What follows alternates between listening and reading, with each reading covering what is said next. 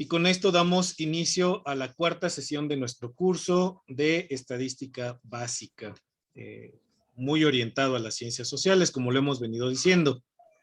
Voy a compartir la pantalla porque la vez pasada el Excel me hizo varias travesuras y yo no pude mostrar una herramienta que es de mucha utilidad cuando estamos iniciando el tema de la exploración de los datos y el análisis de los datos. Miren, voy a poner aquí en tiempo real la pantalla.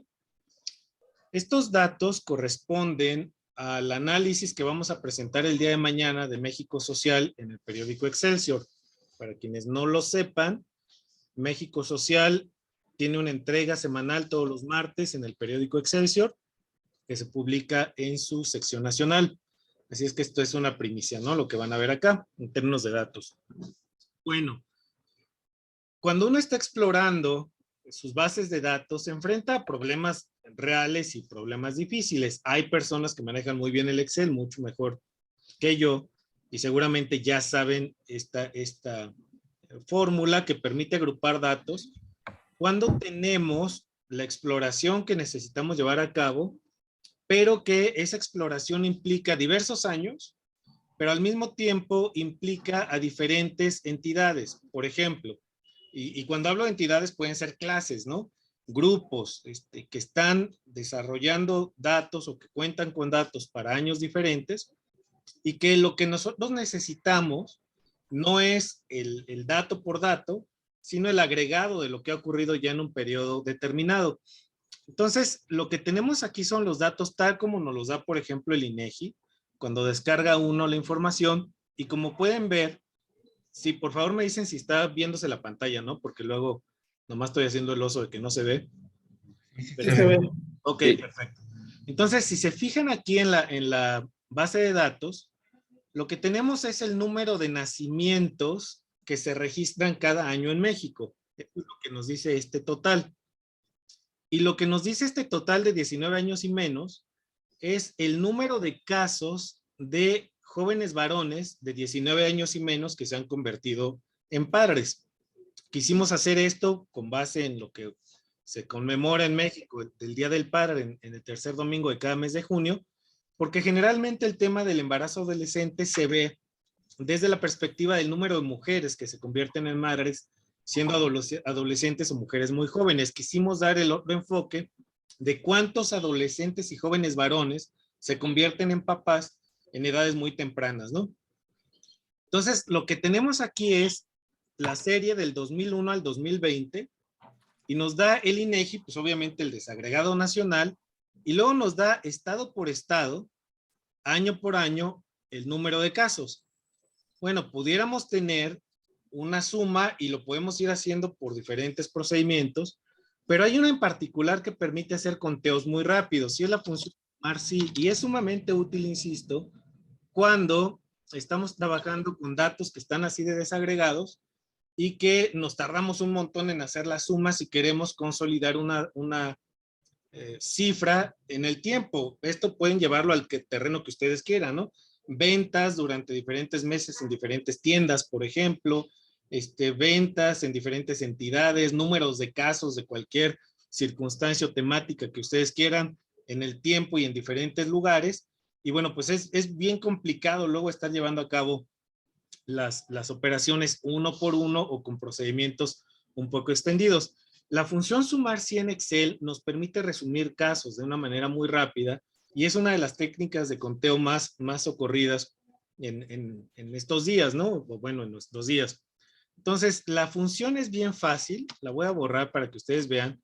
Recuerden ustedes que en Excel siempre iniciamos con un igual cuando queremos abrir una función y la función se llama sumar punto sí. Ahí les aparece de inmediato, ¿no? Le dan doble clic y fíjense cómo la función sumar sí nos va a pedir tres cosas: el rango, el criterio y el rango de suma, ¿no? Que se va a utilizar. Esto es bien sencillo. Cuando nos pide el rango, se refiere al conjunto de datos de dónde va a tomar la información. Yo aquí lo que hice fue ya poner los datos que no están repetidos. No pongo Aguascalientes muchas veces, sino una sola vez. Nuevamente, para quienes no son mexicanas, mexicanos, México tiene 32 entidades federativas. Y bueno, aquí está la lista completa, ¿no? Siempre es bien importante que, tal como están escritos en la columna que vamos a tener aquí, ya donde vamos a poner los datos, sea idéntico a como están escritos en la lista completa. Si no, el Excel, pues obviamente no se los va a encontrar, ¿no? Parece obvio, pero es importante decirlo de esa manera. Si le hacen cambios a la lista de la izquierda, pues también los ponen con los cambios en la lista de la derecha para que coincidan exactamente, ¿no? Bueno, entonces, cuando uno le da a sumar, sí le va a pedir primero el rango, ¿vale? Entonces, el rango es el conjunto de los elementos que tenemos en la lista que vamos a sumar. Yo marqué toda la columna de datos que vamos a poner y enseguida siempre asegúrense de ponerle una coma para que sepa que hasta allí es donde va a contar el conjunto de objetos, categorías, elementos que vamos a tener para hacer la suma. Luego, el criterio, fíjense qué interesante, el criterio a cumplir es el de la columna donde vamos a poner los datos o a la que se refiere cada uno de los datos que están repetidos, pero que aquí ya seleccionamos y dejamos solamente una ocasión porque finalmente solo queremos el dato consolidado de Aguascalientes, Baja California Sur. Nuevamente le dan coma y entonces les va a pedir qué quieres que sume, ¿no? Bueno, se colocan en el dato que ustedes quieren, si quieren el total o si quieren, en este caso que yo estoy haciendo la suma, solamente quiero los de 19 años o menos, ¿sale? Entonces le dan ahí y cierran su paréntesis, enter, y ahí está la suma, ¿no? Lo que nos está diciendo es que el total de nacimientos registrados de menores de 19 años del 2001 al 2020 en México es de 2.895.290. ¿Cómo pueden corroborarlo? Bueno, primero, simplemente para marcarlo, yo simplemente selecciono para verificar y fíjense cómo del lado derecho abajo, donde están los tres numeritos, promedio, recuento y suma, fíjense cómo la suma coincide exactamente con el dato que ya nos dio aquí. Bueno, ¿cómo le quiero o cómo lo voy a hacer para extenderlo? Bien simple, hay dos maneras. Uno, van a posicionar el mouse una vez que se crucita aquí y lo arrastran hasta el final. Y allí están los datos para cada uno de los estados, ¿no? La otra forma de hacerlo, si ustedes quieren tener los datos, simplemente se posicionan aquí y donde hace la crucita, le dan doble clic y le saca el dato para todos, ¿no? Entonces, evidentemente es una herramienta muy poderosa, muy rápida y que les permite a ustedes rápidamente tener un conteo de elementos repetidos, ¿de acuerdo? Bueno, ahora ya tenemos el conteo, ¿no? Ya tenemos los datos para toda la información que tenemos acá. Bueno, lo que queremos hacer ahora es obtener, pues, ¿qué nos dicen estos datos, no? ¿Qué es lo que nos indican estos indicadores, valga la repetición, que tenemos aquí? Bueno, pues si queremos hacer análisis, simplemente lo que vamos a hacer es abrir nuestro programa SPSS y nos vamos a ir para allá con estos mismos datos para hacer un primer ejercicio. Voy a dejar de compartir la pantalla y me voy a ir al SPSS. ¿Hasta aquí alguna duda del procedimiento de conteo y resumen de datos? Que insisto, es una herramienta súper útil que les quise dar así, pues muy rápido para que ustedes tengan algunos elementos más, ¿no? Bueno, cuando uno está en el SPSS, me voy a llevar los datos que copié de acá. Voy a copiar, perdón, voy a compartir de nuevo la pantalla y si me confirman, por favor, cuando ya se vea, ¿no? Listo. Listo. Bien, miren, voy a pegar los datos tal como los copié de allá otra vez, ¿no? Recuerden ustedes, se abre el programa, se genera un archivo nuevo, se le da a crear y nos abre esta ventanota, ¿no? Bueno, lo que tenemos aquí es que la variable 1 no tiene nombre, ¿no? Y la variable 2 tampoco tiene nombre. Esto es nuevamente para recordar el procedimiento y para que quienes quizás no estuvieron en la sesión pasada y están ahora lo puedan ver de nuevo. Fíjense, la variable 1 es la entidad federativa en la que estamos trabajando y la 2 le voy a poner nacimientos jóvenes, ¿no? Acuérdense que aquí se le pone solo una clave que nos permite a nosotros identificarla. ¿Dónde se pone el nombre completo? donde dice etiqueta, ¿no? Aquí sí le vamos a poner entidad federativa y le vamos a poner acá nacimientos en jóvenes, en adolescentes y jóvenes, ¿no? Ya que tenemos estos datos, fíjense cómo acá ya no los cambió. ¿Ya vieron? Ya me pone entidad y aquí ya le pone la clave, ¿no? Nacimiento de jóvenes o adolescentes, como le quieran poner ustedes. Esa es una codificación que cada quien, de acuerdo con su metodología, va a ir definiendo. Como pueden ver ustedes, aquí tiene puntos decimales, pero estamos trabajando con datos que no se fraccionan. Es decir, no hay 1.5 bebés, ¿no? Son 1, 2, 3, 4. Entonces, para ir depurando nuestra base, le vamos a poner aquí que es numérico, pero le vamos a pedir que nos lo dé sin decimales, ¿no?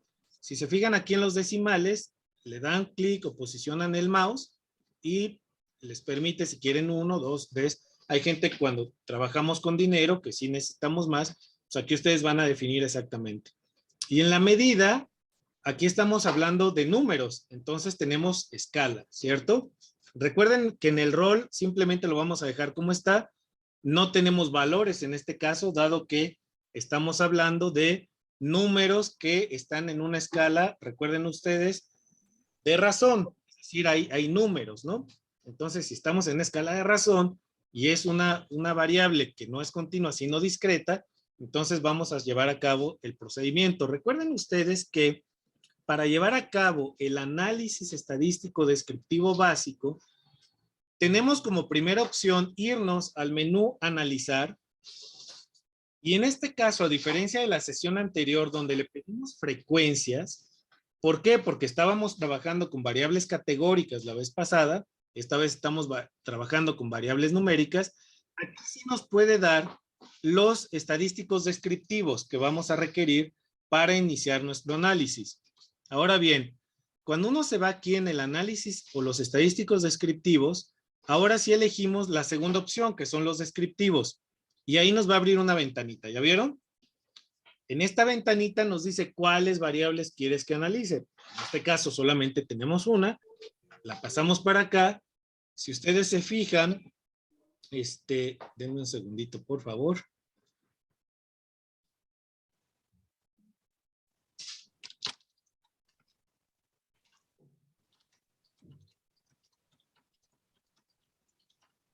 Listo, entonces, denme un segundo, ¿eh? Sí se sigue viendo la pantalla, ¿verdad?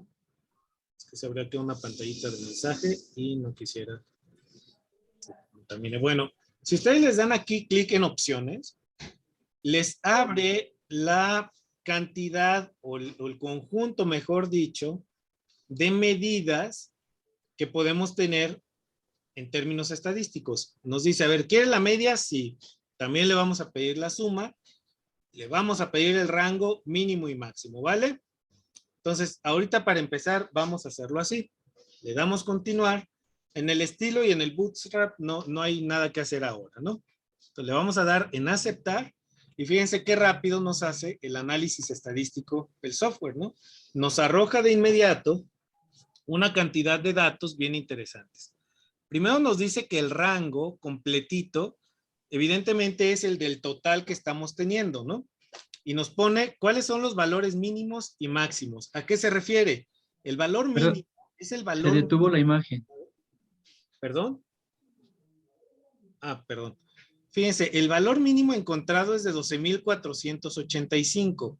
Si nos vamos a la vista de datos, nos vamos a encontrar que ese valor corresponde al estado de Baja California Sur. Tiene mucho sentido que así sea, en tanto que Baja California Sur es una entidad de las menos pobladas en México. De tal forma que el hecho de que haya esta cantidad de nacimientos de jóvenes, evidentemente es totalmente coherente con la estructura demográfica del país. Entonces, si nos vamos otra vez a la vista de los resultados, nos vamos a fijar cómo el valor máximo encontrado es de 2,895,000. ¿Por qué me está dando ese resultado? Porque no Profe, es total, ¿no? Recuerden profe, ustedes que cuando estamos en la revisión de los datos, profe, debemos ser muy cuidadosos. Hay Debemos ser muy cuidadosos de no meter al análisis dependiendo si queremos o no que esté el dato. Sí, Angélica, adelante, por favor.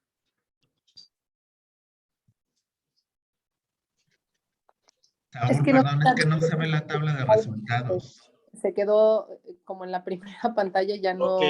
No. Perfecto, entonces déjenme dejar de compartir y Gracias. voy a poner, así avísenme porque esta cosa me juega cositas raras. Ahí va de nuevo. Me avisan si la ven.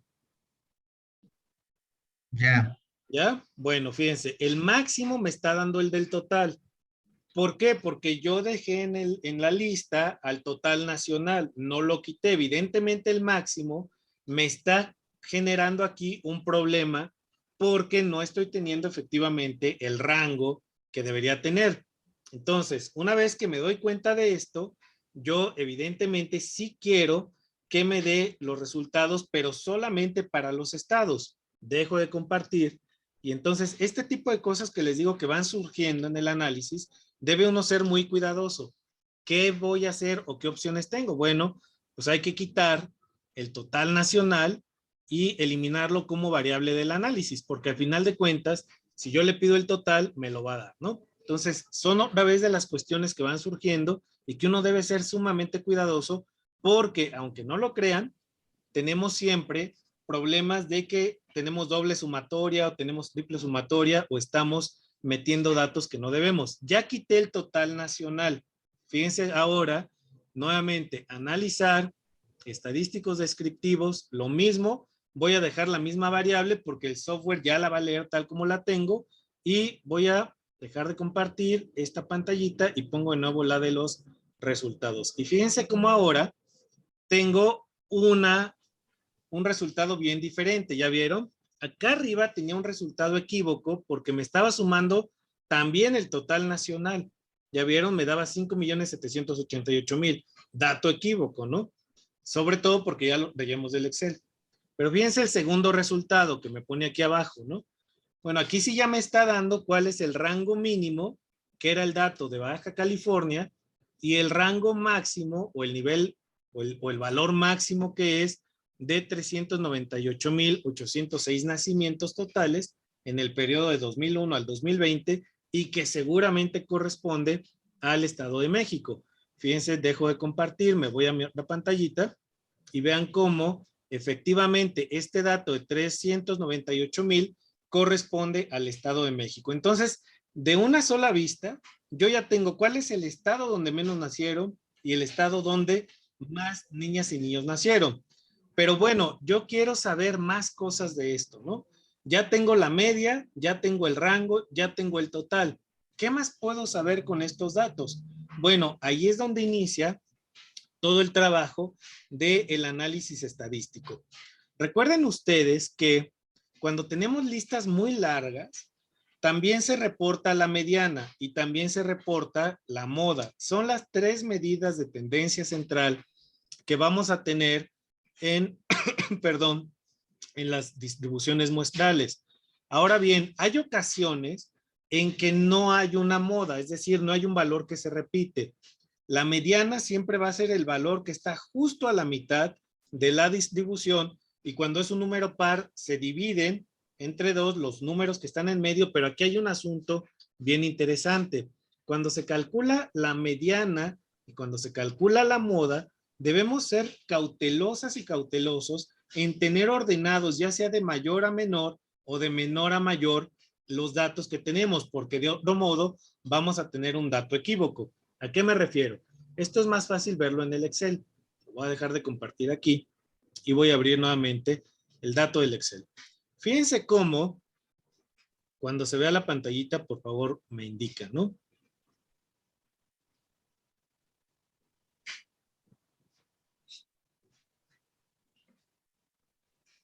Ya se ve, ¿no?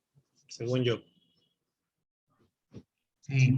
Bien, fíjense, estos datos, como los tengo ahora, yo los tengo agregados o agrupados en orden alfabético, que es una forma de trabajar muy ordenada cuando uno está comparando, por ejemplo, en este caso, entidades de la República. En otros casos puede ser municipios, lo que ustedes quieran, ¿no? Países, etcétera. Bueno, si yo tomara a la mediana y la tomo en ese orden que tengo ordenados los datos, voy a cometer un grave error. ¿Por qué? Porque la mediana siempre es el valor que está justo a la mitad de la distribución. Pero esa mitad se supone que está ordenada ya sea de menor a mayor o de mayor a menor, de tal forma que siempre inicie la lista ya sea el rango superior o el rango inferior, ¿no? Si yo aquí tomara la mediana sin ordenarlos de menor a mayor, cometería el error porque, fíjense cómo ustedes son, como son 32 estados, la mitad exactamente es el número 16, ¿no? Entonces, si yo tomo como mediana a 119,000, estaría cometiendo un gravísimo error, porque ese 119,000 no corresponde con el valor mediano de los datos. Es decir, fíjense cómo, si yo ordeno otra vez mi lista, voy a quitar de aquí el total para que no me haga ruido, y muevo mis datos.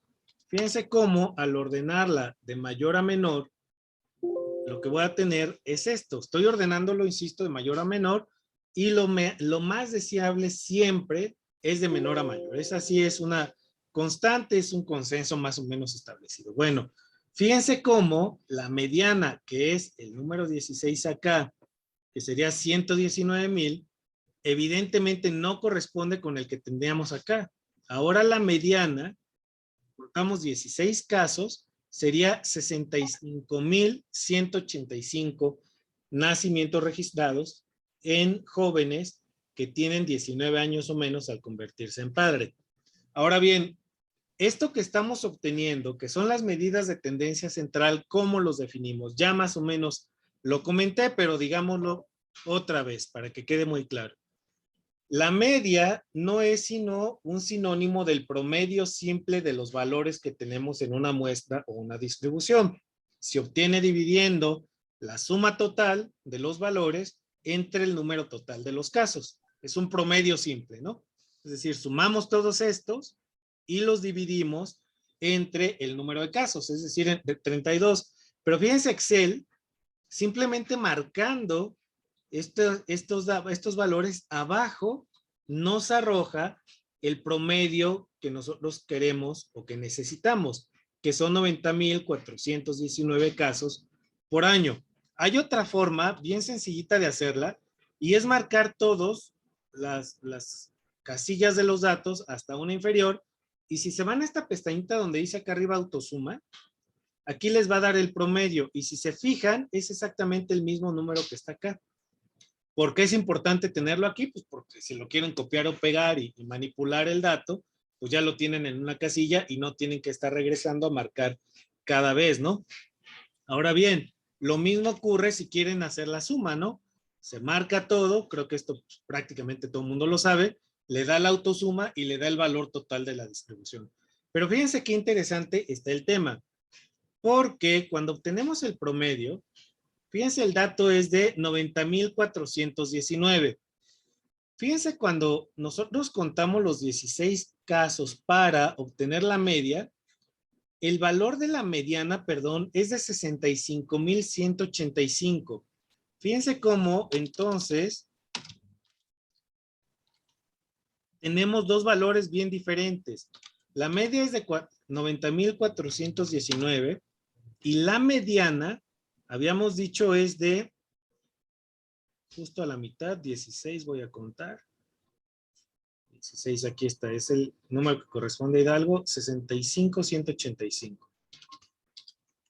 Aquí ocurre algo interesantísimo. La media y la mediana son diferentes. ¿Qué es lo que ocurre cuando tenemos una distribución normal? Una distribución normal, lo vamos a ver más adelante, y estoy un poco anticipándome, pero cuando hay una distribución perfectamente normal de datos, es decir, estadísticamente normal, la media y la mediana coinciden, ¿no? Es el mismo valor generalmente, o son muy aproximados. Pero lo que nos quiere decir esto entonces es que los valores o la distribución de los valores no es estadísticamente normal, al menos no responden a lo mismo, y por eso los valores efectivamente son valores que son distintos. Entonces, ya esto nos está indicando cosas, ¿no? nos indica que nuestra distribución quizá no sea perfectamente normal. Nos está indicando además que la distribución que tenemos difiere el valor medio, o mejor dicho, promedio de la mediana, y por eso, bebés, habrá que elegir cuál valor vamos a reportar. ¿Por qué? Porque cuando tenemos valores extremos, generalmente una de las decisiones que se toman es quitar esos valores extremos y reportar solamente la media recortada, se le llama, ¿no? En otras ocasiones, cuando hay muchos valores muy extremos que están deformando el valor promedio, entonces lo que se reporta es la mediana. Eso ocurre con las edades. Fíjense cómo cuando se hacen los reportes de los censos, no nos dan la edad promedio, sino la edad mediana de la población. Una de las preguntas que a mí me hacen casi siempre en las clases de demografía es por qué cuando se tienen reportes de población se reporta la edad mediana y no la media.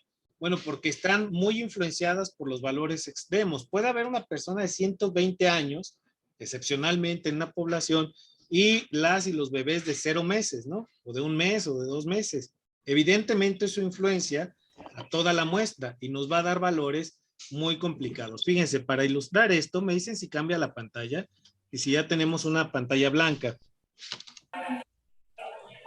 Sí, ya la vemos. Números al azar, ¿eh?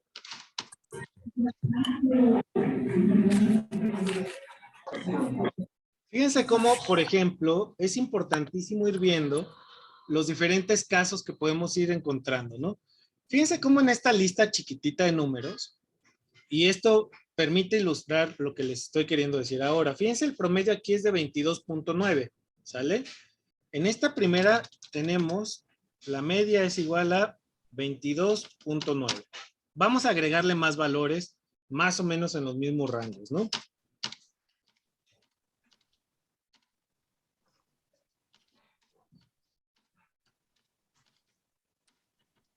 Fíjense que, hoy aquí me equivoco.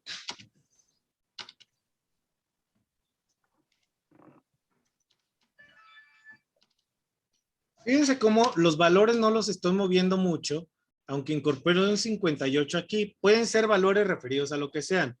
Fíjense otra vez, la media entonces ya se nos mueve, ¿no? Porque le incorporamos nuevos valores, evidentemente. Pero aquí el promedio que tenemos es de 20.61.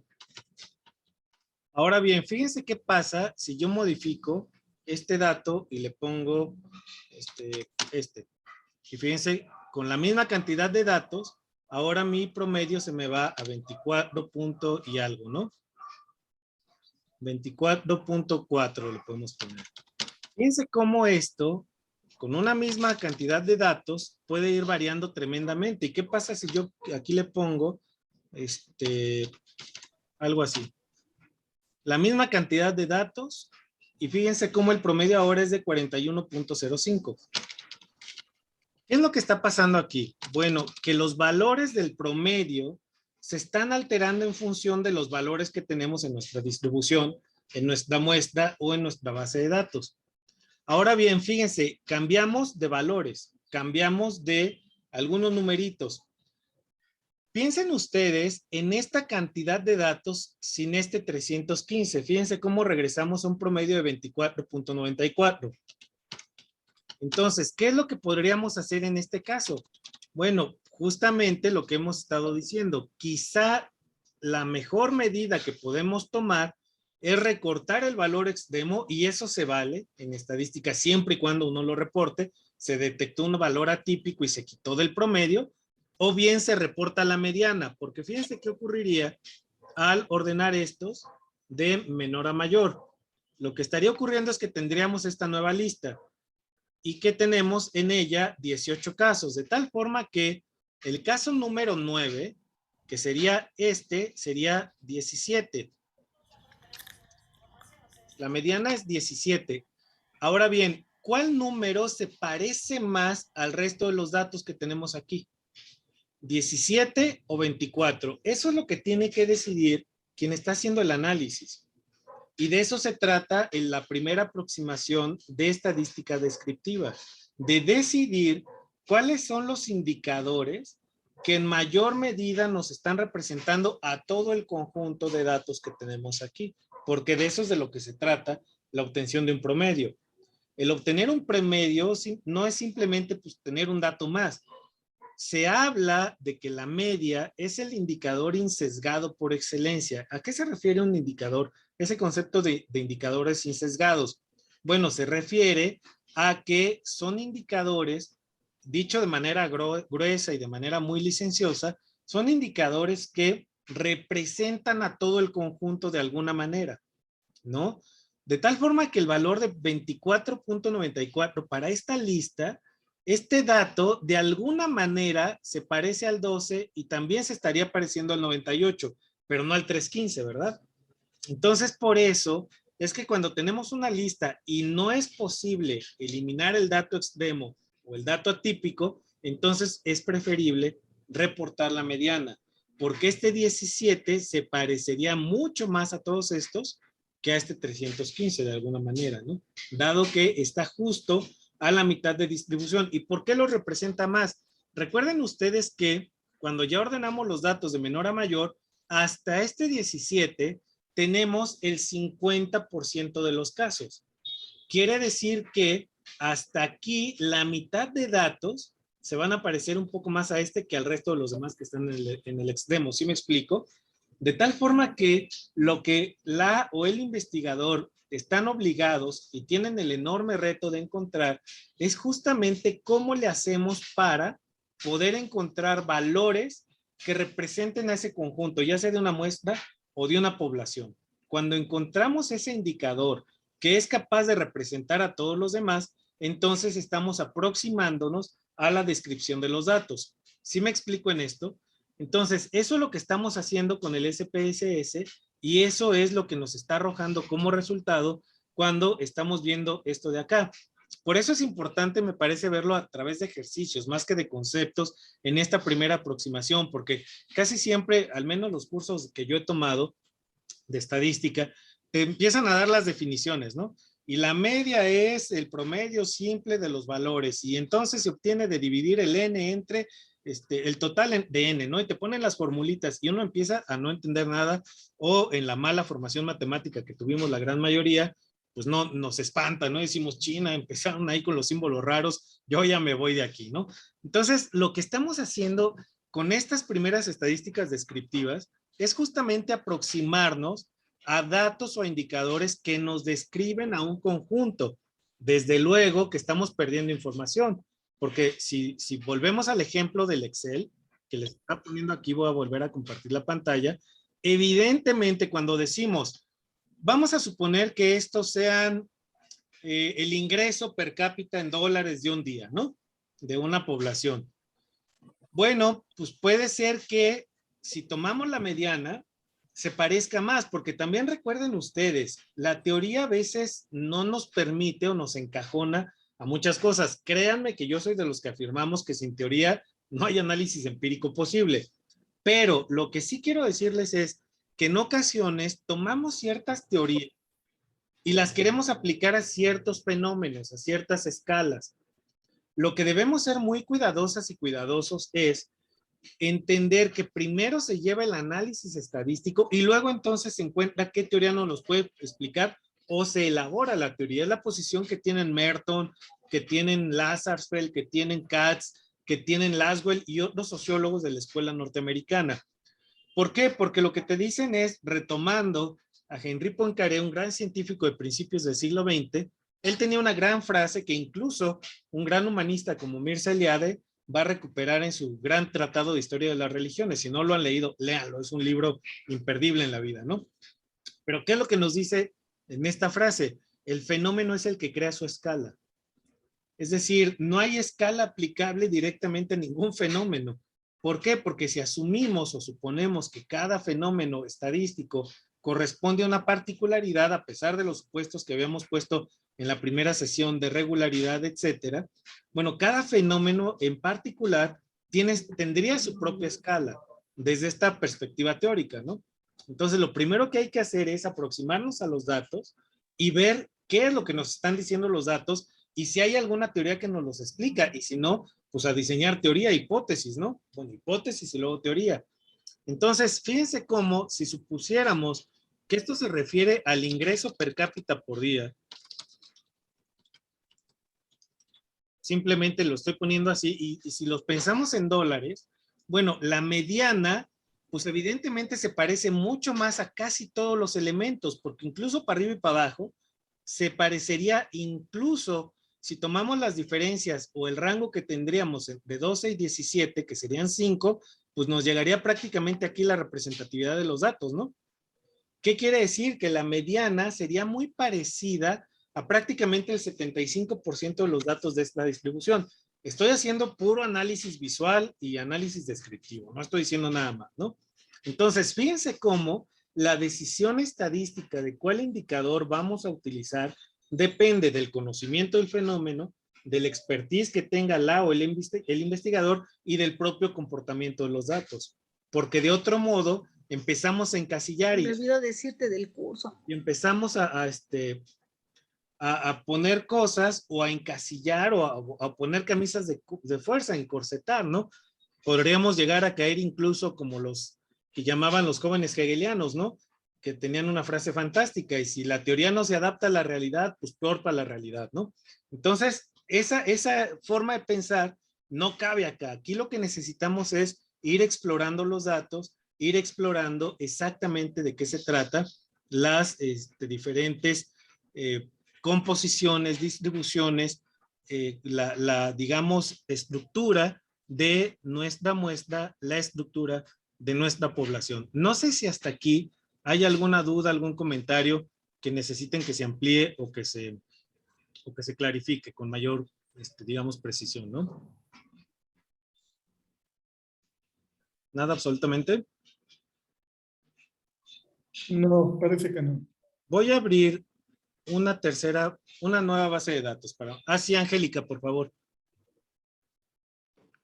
Hola, perdón, yo sí soy completamente neófita en este asunto, a lo mejor por eso tengo algunas dudas, pero la principal es en esta parte de la mediana, eso de que hubiera un dato o nos arrojara un dato tan disparejo entre uno y otro, podría subsanarse con tener bien organizados mis datos, o es un riesgo que se corre el poder tener un dato tan dispar al otro.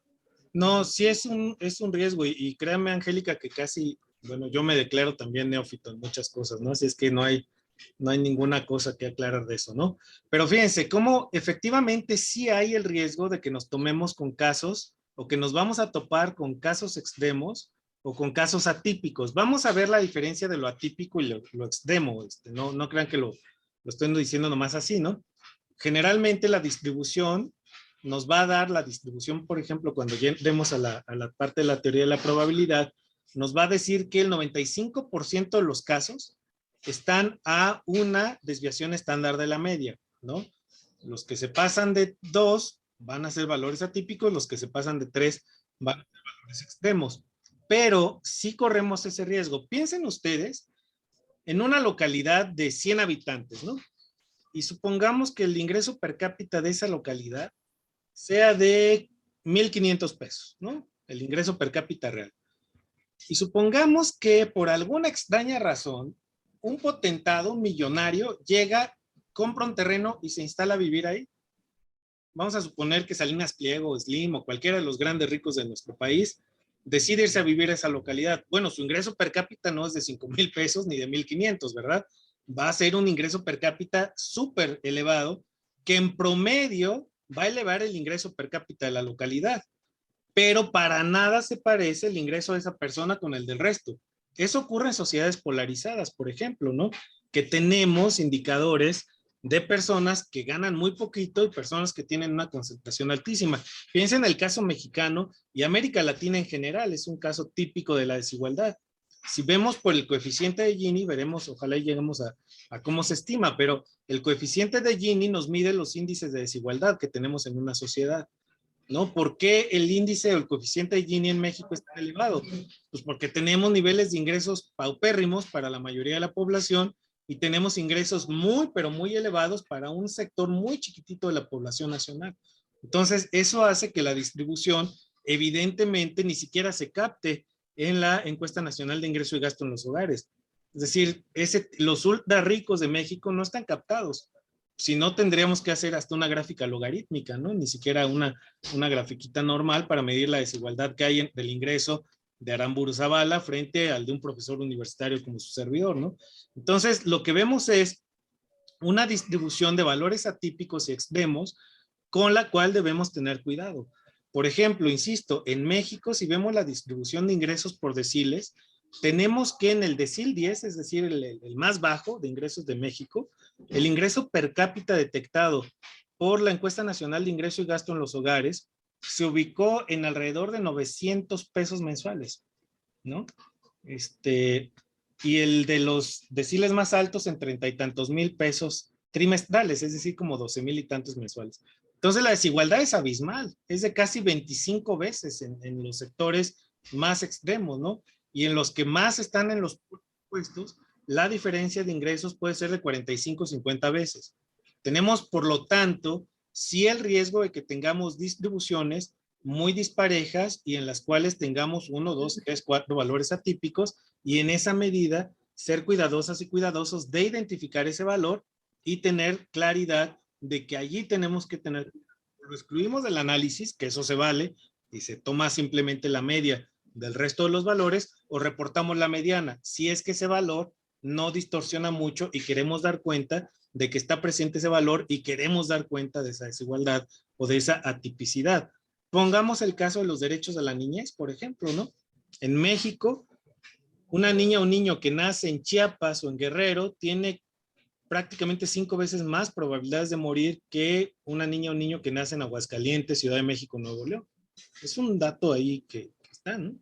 Entonces, evidentemente, cuando vemos los niveles de pobreza de una niña indígena de la zona lacandona y una niña de altos ingresos de la zona metropolitana de Aguascalientes o Monterrey, los ingresos intragéneros son abismales, ¿no? Y si lo vemos intergéneros, bueno, pues aquello se dispara todavía más, ¿no?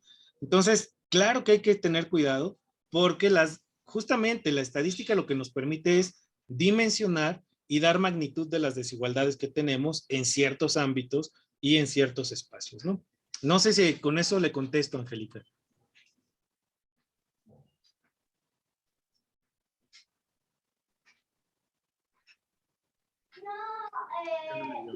Sí, gracias.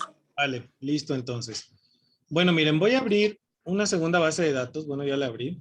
Ahorita la van a ver aquí en la pantalla. Y fíjense cómo podemos ir haciendo más ejercicios con lo que tenemos, ¿no? Por favor, me confirman cuando ya se vea, ¿no?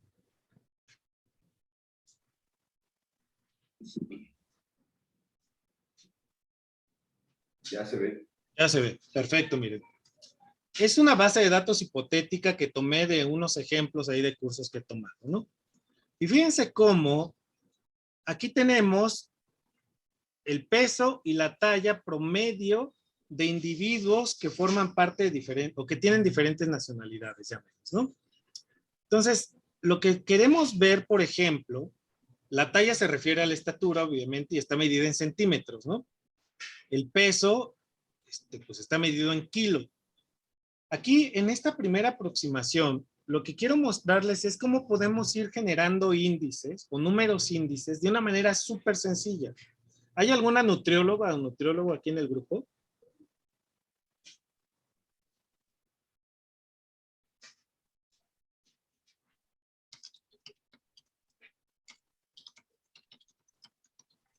¿Nadie?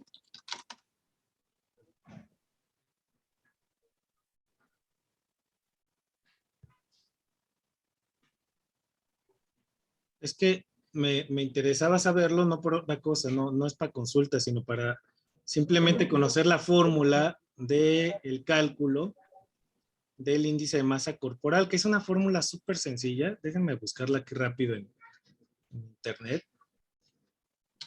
Es elevar al cuadrado la talla y dividirla entre el peso, ¿no? A ver, ahorita me la ponen aquí en el chat, ¿no? Entonces ya con eso va a estar bien fácil. Porque sí está súper sencilla, la verdad. Ahora no los veo yo.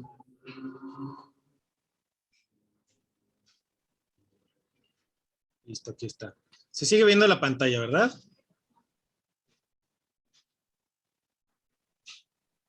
Sí. Ok, miren. Vamos a suponer que no está calculado el índice de masa corporal, ¿no? Lo quise poner para que podamos contrastar el resultado que vamos a obtener acá.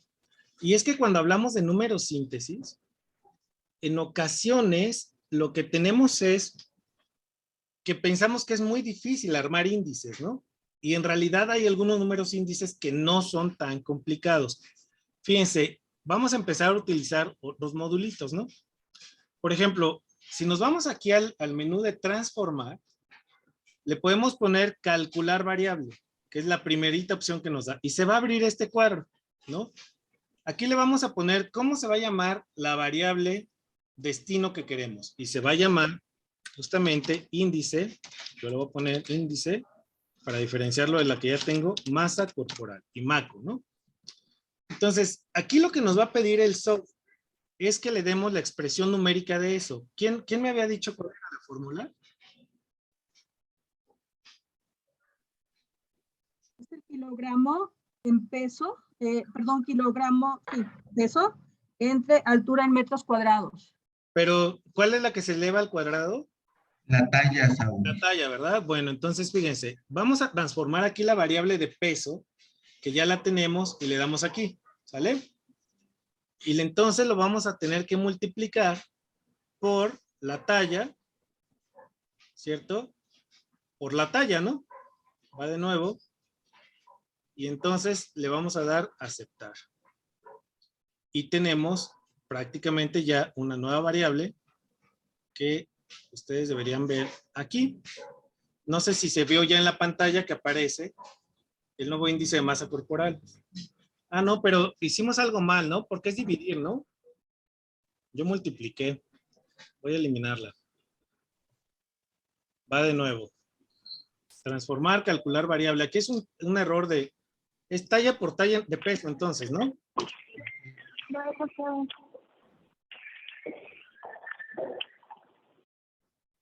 ¿Sí es así o no es así? Vamos a ver. Sí, así es. Entonces, debería aparecernos. No, miren, tampoco. Es que es Es al elevar al revés. cuadrado la talla y dividirla entre el peso. Es, tienes que dividir el peso entre la talla al cuadrado. Entonces es peso, perdón, pero no. Ujú. Peso entre entre talla, ¿no? talla por talla, pero pues ahí puedes ponerle un paréntesis, ¿no? Para que Puede te... ser, aunque es mucho más sencillo porque luego si no, dependiendo de la versión del SPSS, puede interpretar de manera diferente los paréntesis. Yo por eso siempre uso directo los datos y ahí pues sí ya nos debe dar el resultado de el índice de masa corporal. Y sí, miren, efectivamente, ¿no? Tenemos, no, miren, me lo da diferente. Algo estamos haciendo mal, pero bueno. Tienes que ponerle el paréntesis. A ver, déjame ver. Porque en esta versión, igual me lo está tomando, tienes razón, Paco, por...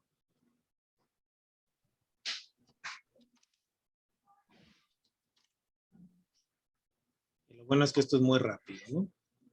Ahí está. Ahí tenías toda la razón. Mira. Bueno, entonces la división que hicimos nos da ya un índice, ¿no?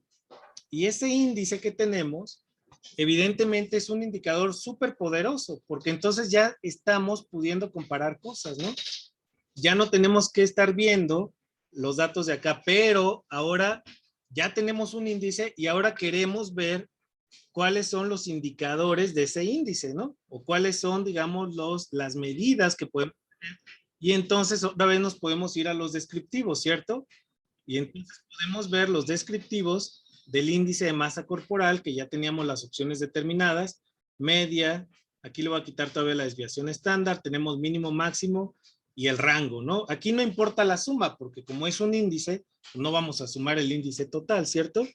Entonces, simplemente le damos a aceptar, voy a dejar de compartir para que puedan ver ustedes la pantalla de resultados, y lo que tenemos aquí es que hasta abajo, no sé si ya se ven.